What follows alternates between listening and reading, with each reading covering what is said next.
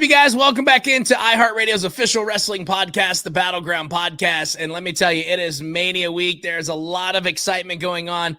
But one of the most talked about shows happening this week, GCW, Josh Barnett's Blood Sport 10, Blood Sport X, however you want to say it. It's an incredible lineup. And Josh Barnett is on the show with us today. Woo-hoo. Josh, thanks for coming on the show. How are you, sir? I'm doing pretty well. Just another busy day in paradise. Hey, busy is a good thing, especially when you got all this stuff going on this week. And of course, you're out here breaking the internet of bringing in wrestlers from all promotions to your show that's happening this week. And let's kind of just get this one out of the way real quick. Does Bloodsport X have the potential to be the biggest edition of the event so far?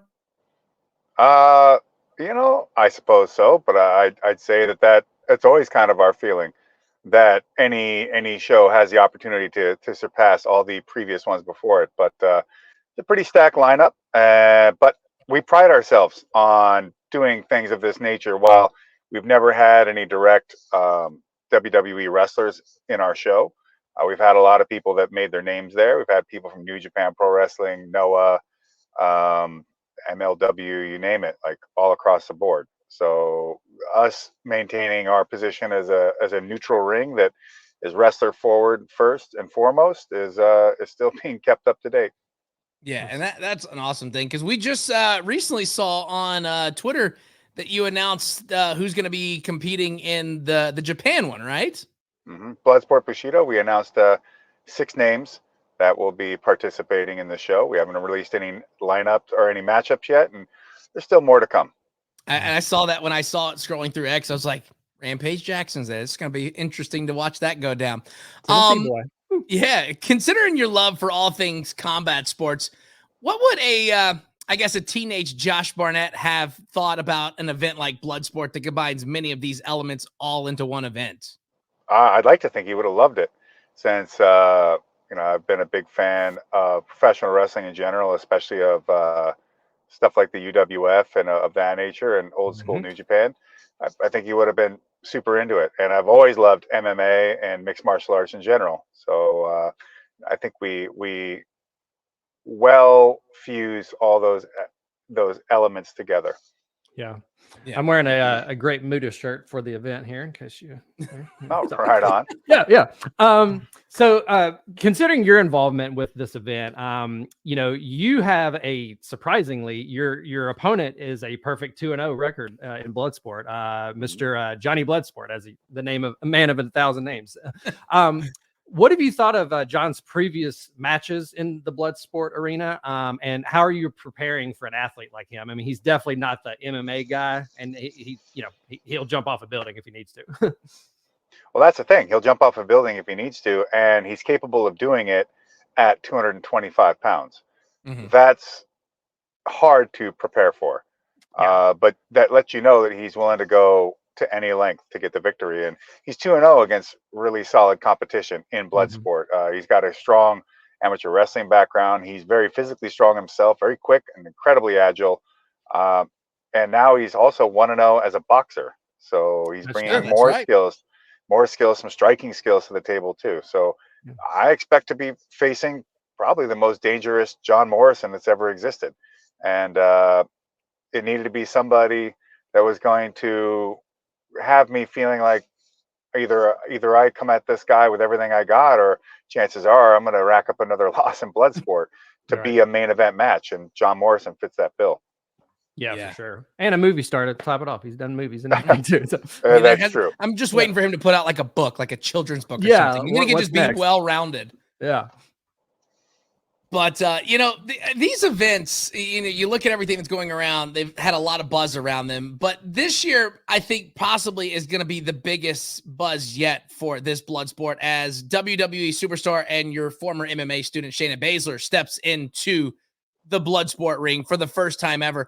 Are you surprised the partnership between Bloodsport and assigned WWE talent finally happened? How did that all come about? And did you think that a Bloodsport event could even happen with WWE talent current? I never thought it was impossible, just unlikely. And I've spoken to them in the past around previous blood sports about being able to have some access or to take advantage of some of their talent. But this is the time. So we are very fortunate to be able to have this relationship blossom for us, and we get one of the top stars in WWE, and honestly, arguably the best person to come from that company to be a part of this show in Shayna Baszler.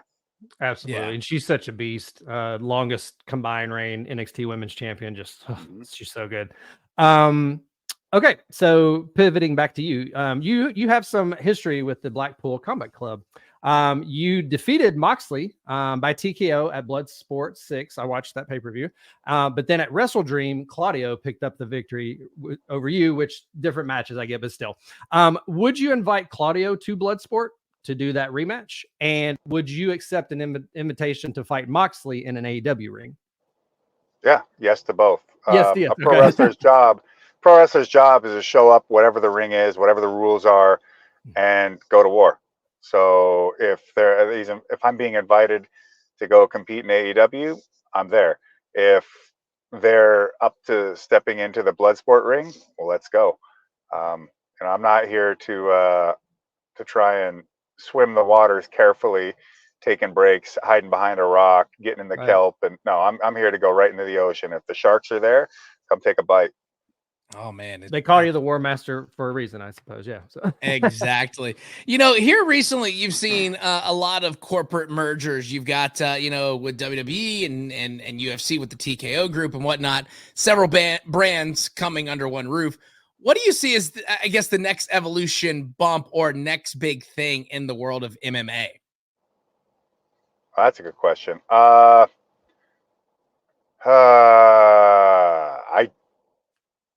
I think the UFC is going to maintain its monopoly for the most part as the name brand of MMA, and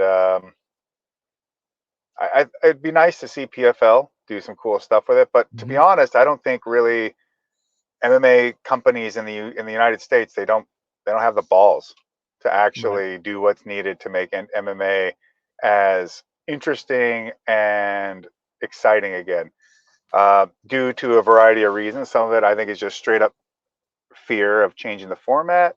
I also think the ABC holds things back. I think they're trying to do their best in some ways, but it's like a lot of things. You get a lot of bureaucracy going along. You get a lot of people that they want to do just as enough as to not make them afraid of losing their job if some bad or what is considered a bad result comes out from some rule change they made or what have you. And then, when the finger pointing gets going, they don't want to be the one on the end of it, on the receiving end of it, and therefore losing their little cush position. That's not to say that's not to cast any particular offenses at any accusation at any one particular person. It just becomes the nature of it, whether even people are familiar or aware of it or not.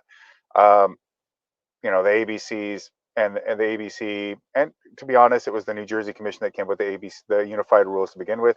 I think the unified rules suck.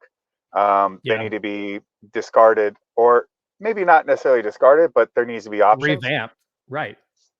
So until companies are willing to do one night tournaments again, until they're willing to get rid of weight cutting, until they're willing to open up an actual unlimited weight class, until they're willing to do pride style score, open total fight scoring, and then MMA is going to stick where it's at, and it's not suffering by any means. I think most of these companies, I can't speak for PFL or anybody, and it's unfortunate Bellator is gone, but the UFC is earning profits. So I understand why they wouldn't necessarily want to mess with the formula, but if you really want to make MMA pop again and you want to start seeing those in pay-per-view numbers start going up, it's not just about getting stars.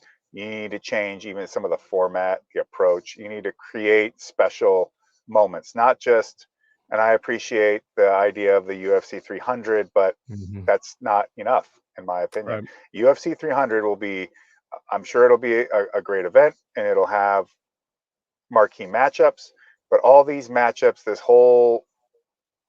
this whole landscape is all the same. It's the same thing over and over and over and over again. And these days you can get two kickboxers kickboxing the whole time. One guy wins, and then it's like, oh, he's the greatest MMA fighter. It's like, no, he's not. He didn't even display anything remotely looking like mixed martial arts. Right. Neither one of them did. Why? Because at their core, neither one of them were mixed martial artists, really.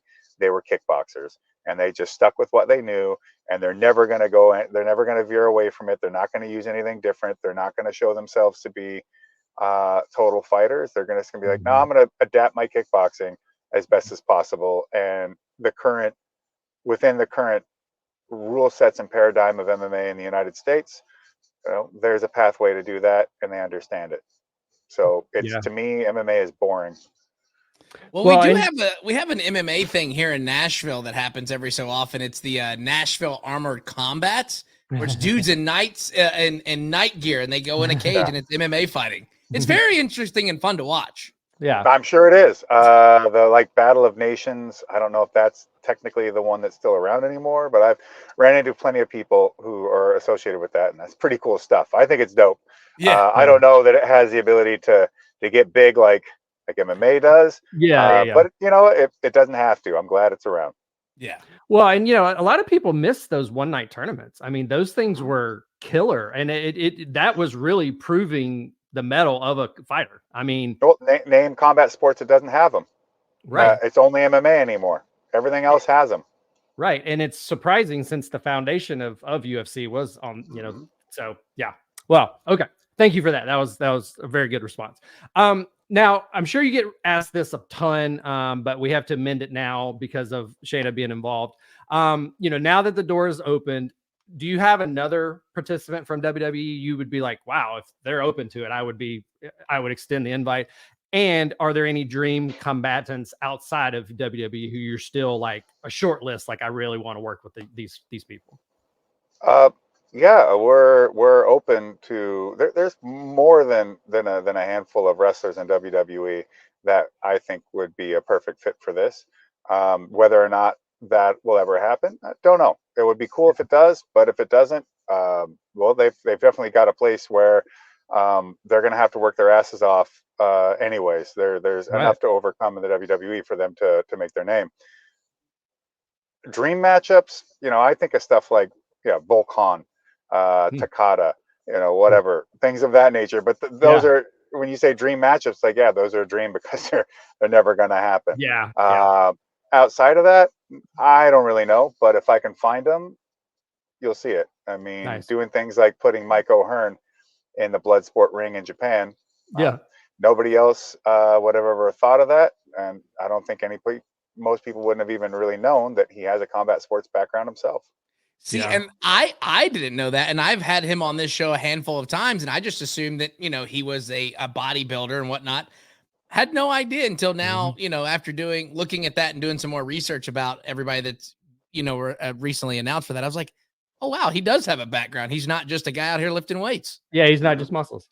Well, I do have to say one point. The current WWE roster member, Bronson Reed, you have a victory over him in Bloodsport. So that could be an interesting invite, see if he can see if there's a rematch in that. So he's always welcome to come back to Bloodsport, whether he's still under contract or he's not. This is a place that's always open and can be a home for him.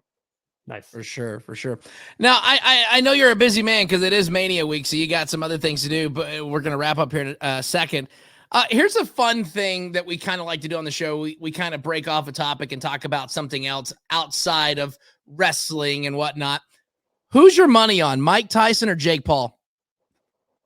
It's got to be on Tyson, because to bet any other way would be counter to the result that I'd like to have happen. It's not that I have any animosity or particular hatred or dislike of Jake Paul in this case. It's just, it's Mike Tyson. Mike Tyson needs to knock this dude out and show an example of what us old school guys are and what boxing is at its peak. I think Jake Paul is serious about boxing. I think he's being very smart, so to speak, about who he gets in the ring with. But that's not necessarily any different from a lot of the way boxers approach building their record. I just don't like the fact that it's over the bodies of just like Ben essentially Askren and retired MMA yeah, guys and what have you. But hey, nobody forces them to sign the contract, and ultimately, what if I see somebody put the efforts out there to actually do the training and get in the ring and fight, you have some respect from me. And Jake has done a lot for other fighters by putting these cards together, like the Serranos. Well, it's just Amanda fighting now, but I think that's in some sense a net positive. I don't necessarily. Well, I have to admit, like, this is a product geared towards a completely different generation, and I'm not real hip on what we call modernity these days. So I'm not a fan of a lot of that stuff. You're not going to find me on TikTok. I can see the benefits and some of the good things about social media, but ultimately I think it's a detriment. So I'm not going to be one of those Gen Z, Gen Y type kids. But that's okay. I'm not trying to tell them to not have their own stuff either. But Mike Tyson's got to win. It's just that whether or not he is or he does or doesn't, it's about backing what I think is the right way things should be, and that's what it comes down to. But ultimately, even if it's a brutal knockout, I hope Jake Paul doesn't quit. I hope he keeps boxing. I hope he keeps taking it seriously, and I hope he actually continues to build up that roster and keep charging forward as a person looking to legitimately have a real boxing career in front of them. Right. But the thing that's going to get in the way of that, I think, is ultimately his just already established media popularity and the fear of losing that, the fear of losing in the ring, jeopardizing all this momentum he's got. And once you start getting up to the top, not just on accolades, because he doesn't have that many fights, but especially in the position of someone like a Jake Paul, where they've got all this media cachet that is opening all the doors and bringing in all the money, not just the fight itself, but the entire operation around it, which is probably even more valuable than the fight. You're just too afraid of people turning on you, turning on a dime and throwing it away because whether he realizes this or not, of course fans can be fickle and things can change quickly. But also I think that the younger generations that he's mostly appealing to are very, very short memory. And it's like thinking about boxing back when I used to watch boxing in the 80s and in the 90s, everybody would reference the older boxers and the historical bouts and historical titles. And the history was always something that was a part of the open conversation. These days, nobody remembers anything prior to like a few years. It's funny that there's probably so many people that don't even know who Chuck Liddell is or Randy Couture at all, or remember anything. No, they would know nothing about Hoist Gracie. A lot of people have no clue what Pride is. They wouldn't know who Vanderlei Silva is. And you know what? They don't care. Some of them don't even know who Nick Diaz is, and they're just like, "No, is that Sean O'Malley? Oh, he copies Sean O'Malley probably." Like, oh my gosh, no, it's not that at all. But I'm not gonna go door to door and scream at every like 16-year-old that they don't know history. It's just kind of the nature of how things are right now. Yeah, and going back to the boxing, like if you bring up like Lennox Lewis to someone, they don't understand like what he meant to boxing in the 90s. Like a lot of, for some reason that there was a cutoff with that, like you're referring to. There was a point in the 80s and 90s where those boxing, like a Tyson match on HBO, that was like a UFC pay-per-view. I mean, people gathered around houses, and I mean, it was an event. And then eventually, things evolved as they did. So yeah. Is it me that's got a bad connection? Because you just started like totally phasing out. Like you're here, like, oh wow, man, this guy's got some real magic. Whoa. He's appearing one place and then he's another. It's probably something on our end. Last question, and then we'll let you go. Have you seen the new Roadhouse, and what did you think of it? If you have, I made it through maybe 30 minutes of it, and then I fell asleep, and I've had no interest to go back to it. I just feel like it was just badly done. It didn't hit the marks, and I feel like it was kind of a waste of some of the talent. But now, nothing ventured, nothing earned, nothing gained. I think Jake Gyllenhaal is a fantastic actor. I've enjoyed a lot of his stuff. I mean, check him out in Nightcrawler. That's a hell of a movie. Oh, that's but, a That great movie movie. is incredible. But Jeez. he didn't succeed as Dalton, but he's also fairly or unfairly, he's being weighed against a classic 80s film and its star. Yeah. You know, so I just think there shouldn't have been a remake. You could have, or a reboot or anything like that. It could have had some continuation. Perhaps there's ways to that I think would have been a better way to approach it, but you know, it is what it is, and I'm sure he gave it his all. In fact, a guy like that, I know he did, and I'm sure everybody worked really hard on the project, but it can't all be winners. And sorry. Yeah, that Well, happens. You know, as we wrap this up, this is the end of the show where we kind of give you the platform, and this is something that we let everybody do. If you could give advice to a young MMA student just starting out, and if it is different, what advice would you give a young pro wrestling student that has also started just training? Don't get into this thinking you're going to become famous and rich. Do this because you have a passion towards it. Do it because you're driven that you must do this thing, and be honest with yourself. Are you capable of doing it? And if you don't have the stuff to go all the way, okay. But if you're still going to walk that path, understand that taking that foot and putting it in front of the other, no matter what the results are, and giving it your all is the only way to really get the most out of this. And your journey is yours. It's not about necessarily how it weighs up against other people. It's about how you weigh it against who you used to be and who you want to be. If you can do that, then I think that whatever you do is going to be worthwhile. That's killer. Solid advice right there. Well, Solid. Josh, we don't want to take up too much of your time before we let you go. Where can people find you on social media? Of course, you won't be able to buy tickets for Bloodsport because it sold out. So you can watch it on Triller TV or try to stand outside of the venue and listen. Yeah, you can catch me at Josh L. Barnett on Twitter and Instagram and Threads, although hardly anybody seems to do anything on Threads. But sorry, Zuck. And I have official Josh Barnett on Facebook. And then, of course, you've got Josh Barnett's Bloodsport. It has socials on Instagram, Facebook, Twitter.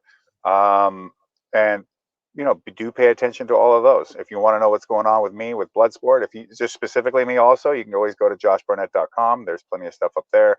And yeah, I'm not hard to find. Nobody else wants the job. Yeah. There you go. Well, Josh, it is an honor and a privilege to talk to you. Look forward to seeing Bloodsport this week, Mania Week in Philadelphia. Again, sorry if you didn't buy tickets. This is why Josh tells you to buy tickets as soon as they talk about when the event's announced. You're just going to have to watch it on Triller TV. And Josh, it's an honor. It's a privilege to talk to you. And hopefully we run into each other in Philly this week. All right. Yeah, it's been good to talk to you guys.